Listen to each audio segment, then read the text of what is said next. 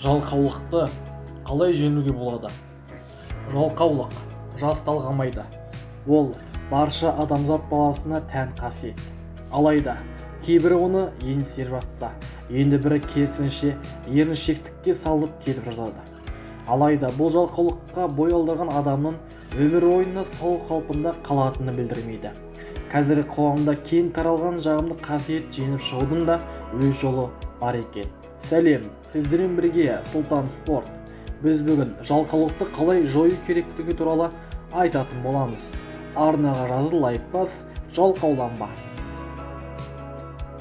Әдетте жалқау адамдардың ісі өнбей, жанұясы мен жұмысында да абыройдан айырылып қалады. Оған қоса асқан еріншектік танытқандар кейіннен өз әрекетсіздігі үшін мың сылтау айтып, өтірікші деген атаққа ие болып жатады. Мұндай жағдайды болдырмас үшін жалқаулықтан құтылудың ең оңтайлы амал-тәсілдерін назарларыңызға ұсынамыз. Бірінші қадам: алдымен жалқаулықтың туындауының себептерін анықтау қажет. Олар алуан түрлі болуы мүмкін. Алайда ең кең тараған себеп жолдары ретінде құлшыныстың жоқтығы, қатты шаршау мен құлдырау қорқынышы. Көпшілігіміз өзімізге ұнамайтын жұмысты істегіміз келмесе, мың түрлі сылтау ойлап табамыз. Яғни өзінің жан тәнімен істегің келмейтін нәрсені жасаудан қашқан жөн. Себебі оның арқасында жалқаулықта туындайды. Жалқаулықтың пайда болуына қатты шаршауда әсер етеді. Әдетте физикалық және рухани тұрғыда қаржыған адамға жұмыста жүре берген орнына үлкен демалыс керек. Құлдырау қорқынышы жалқаулықты тудыратын нағыз басты себеп. Адамзат баласы өз ісінің нәтижелігіне сенбей арқылы оны жүзеге асыруға талпынбайды. Мұндайға көбіне өзіне сенімсіз әрі ұяң адамдар бейім.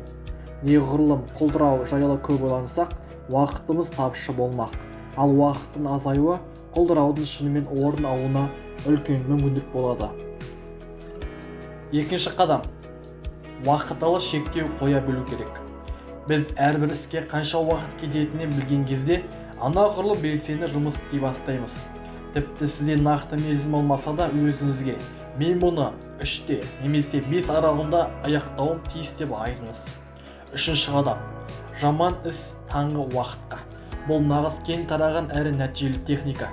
Өзіңізге аса жағымсыз болып танылған істердің барлығын таңғы уақытта жасап тастаған жөн.